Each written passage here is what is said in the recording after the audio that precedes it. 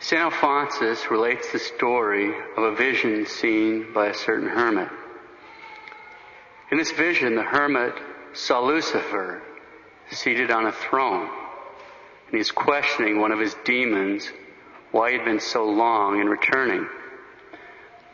The demon replied to Lucifer that he'd been delayed because he'd been tempting a thief to not return what he had stolen. And Lucifer roared, "Let this fool be severely punished. Why have you wasted this time? Do you not know that he who has taken the property of another never returns it?" Did you not know that he who has taken the property of another never restores it? St. Alphonsus continues, quote, "And in truth so it is. The property of another becomes to him who takes it like his own blood. We learn it every day from experience.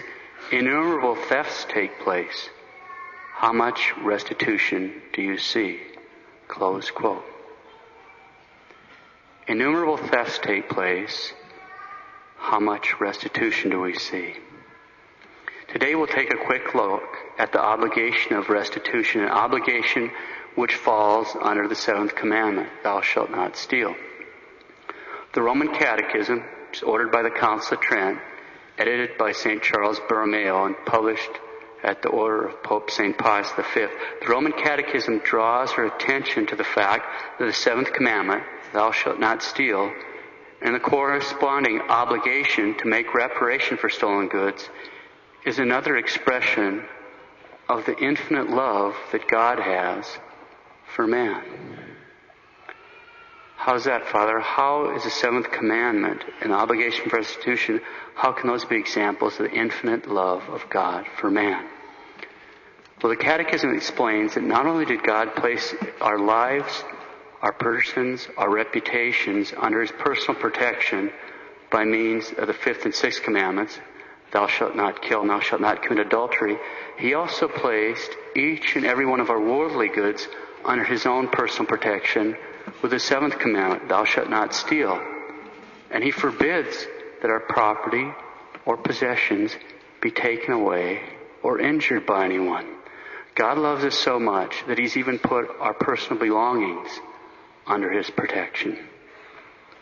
So how does restitution fit into all this? In order to answer that question, we'll cover 5 points this morning.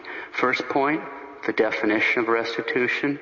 The second point, the necessity of restitution.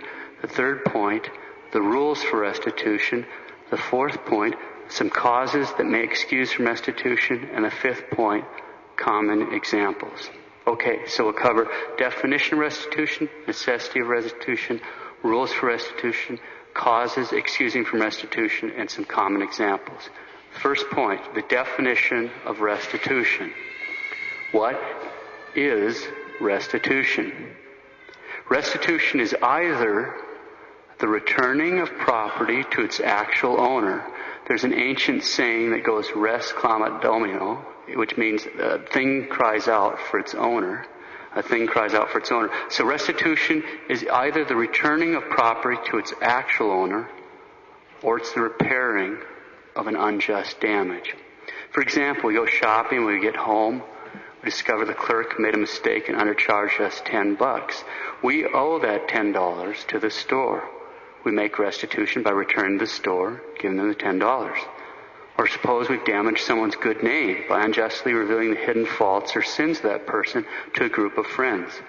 We must repair that unjust damage we've done to that person's name by doing our best to praise and build up that person's reputation among the same group of friends we were talking to in the first place, okay? So restitution is either the returning of property to its actual owner, or it's the repairing of an unjust damage. It's either the returning of property to its actual owner, or it's the repairing of unjust damage. Second point, the necessity of restitution. It is necessary for salvation to make restitution for any notable harm inflicted on another.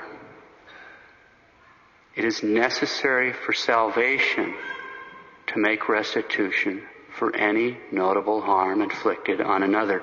God has placed all our belongings under His protection. He commands that we not steal. And if we have, then He demands that we make reparation. As St. Augustine says, without restitution, sin is not forgiven. It is necessary for salvation to make restitution for any notable harm inflicted on another. That's the second point. The necessity of restitution is necessary for salvation to make restitution for any notable harm inflicted on another. Third point, rules for restitution. On another day, we'll examine the rules for restitution in the case of unjust damage. Today we'll focus on the rules for restitution in the case of unjust possession of someone else's good, okay? So these are the rules for restitution in the case of what we call a possessor in bad faith. In other words, these are rules for returning things we know don't belong to us. In order that we get a real good handle on them, we'll start by looking at a few examples, and then we'll give the rules for restitution for a possessor in bad faith. Okay. We'll start with a lawnmower. Imagine a man steals his neighbor's lawnmower. He knows darn good and well it's not his thing. He has no right to it. He's in bad faith. So possession in bad faith means that the man who has the goods in bad faith knows good and well they're not rightfully his. Now suppose the thief sells this lawnmower to another guy for a really good price, and he tells him the price is so cheap because he's stolen this lawnmower. It's a stolen lawnmower. Is the man who just bought the lawnmower, knowing full well that it was stolen, is this man in good faith? No. He's also an example of possession in bad faith. Okay, those are examples. Now supposing in either of these cases, the man who has unjust possession of this lawnmower repents. What does he have to do? There's one basic rule, and we'll see how it plays out. The basic rule is a man in bad faith has to make restitution for all the foreseeable damage caused to the lawful owner. It's easy to understand. He's responsible for the damage, so he has to fix it. Now, what does that mean concretely in these cases? First thing it means is he has to return the thing itself if it still exists. In this case, the lawnmower. The second thing is, if it no longer exists, he has to restore the equivalent value. So even if he doesn't have the lawnmower anymore, he still owes the poor man he stole it from either the equivalent value in money or an equivalent lawnmower. Remember, it's necessary for salvation to repair any notable harm inflicted on another. Okay, let's take a little more complicated situation. Suppose that the original owner of the lawnmower used it for business, that he has a mowing business. And now there he is, sitting around without his equipment. He's unable to work since his mower was stolen. And suppose again that the thief repents. What does the thief have to do for restitution in this case? First, it's still the same. The thief still has to restore the thing itself if it still exists, in this case the lawnmower. If it no longer exists, he has to restore the equivalent value. Now, he has another responsibility. Since a man in bad faith has to make good for all the foreseeable damage caused to the lawful owner. That's the third point. He has to restore the profit which the owner would have made, or reimburse him for the loss he suffers. In this case, the money lost from the work that he could have done has to be restored to the owner. Now remember, it's necessary for salvation to make restitution for any notable harm done to another. It gets scary when you start thinking about the complications in thievery. Now suppose an even more complicated situation. Suppose the thief put some work into the lawnmower. Suppose he did three things. He painted it to disguise it. It didn't need paint to make sure that he wouldn't get caught with this lawnmower that he stole. Second, he tuned it up because it was running roughly. That tune-up was definitely very useful. And third, because the blade was so dinged up and it could hardly cut, he puts a new blade on the mower. Then after putting all that into the stolen lawnmower, he repents.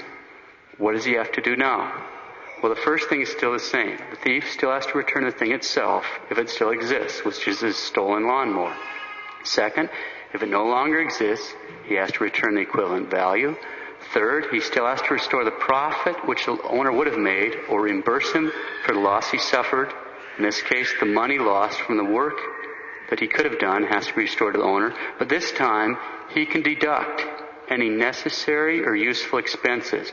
A useful expense improves the item. A necessary expense preserves it. For example, the tune-up was a useful expense. The new blade was a necessary expense. But the paint wasn't useful or necessary. It was only done for the sake of camouflage, so he didn't get caught. He can't deduct the paint. Remember, none of these things are optional. It's necessary for salvation to make restitution. It gets scary. Now, we've talked about lawnmowers. Let's take an entirely different situation. Imagine a rustler who steals about 20 head of cows, and then 2 years later he repents. What's he responsible for? First off, a thief has to return the thing itself if it still exists. In this case, 20 head of cows. Not bulls, not steers, not calves, cows. Second, if it no longer exists, he has to restore the equivalent value. So if he sold some of the cows, he has to replace that same number. Third, he has to replace the profit which the owner would have made or reimburse him for the loss he suffered. In this case, the money lost from losing 2 years of a calf crop. Fourth, he can deduct any useful or necessary expenses. Useful expense improves the item, necessary expense preserves it. For example, he could deduct things like veterinary bills and pasturage. But here's the new addition. He has to restore all the natural products of the property. Lawnmowers don't have natural products, but cows do. What are the natural products? Something produced naturally by the very nature of the creature. In the case of cattle, the natural products of beef cows are calves. The natural products of milk cows are milk and calves. For an apple tree, it's apples. For a peach tree, it's peaches. For hayfield, it's hay, and so forth. So the rustler has to return any calves, heifers, steers, or bulls born out of those 20 head since he stole them. He can't keep them. He can't build up a herd on stolen cattle. They have to go back. They belong to the original owner. He can't profit by his thievery. He can't profit by that. Let's sum up this third point then. The rules for restitution. The unjust possessor of another's goods must restore the thing itself if it still exists. If not, he must restore the equivalent value. He has to restore the profit the owner would have made or reimburse him for the loss he suffered. He can deduct any necessary or useful expenses. And finally, he must restore all the natural products of the property. It is necessary for salvation to make restitution for any notable damage done to another. Other questions should be referred to the confessional. Obviously, as in all matters, the confessor is under the seal.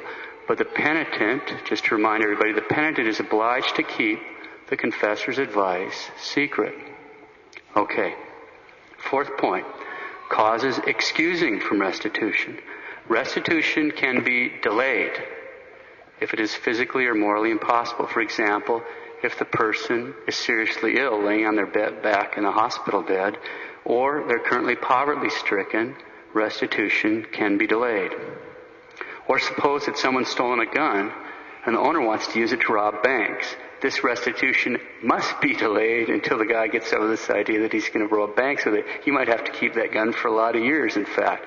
But it's not your gun, but you're keeping it away. You don't say, well, it's not mine. I got it. Don't make restitution in that case. You hang on to it. You know, he wants to use a knife to go knife somebody in the bar. You keep the knife till he sobers up, stuff like that. Okay? Restitution may be permanently excused if the owner voluntarily excuses a debt. Other questions should be referred to the confessional. Remember, the penitent is obliged to keep the confessor's advice secret. Fifth point, some common examples. Shoplifting is unfortunately very common. Restitution can be made by buying a gift certificate from a particular shop for the amount stolen and then tearing it up.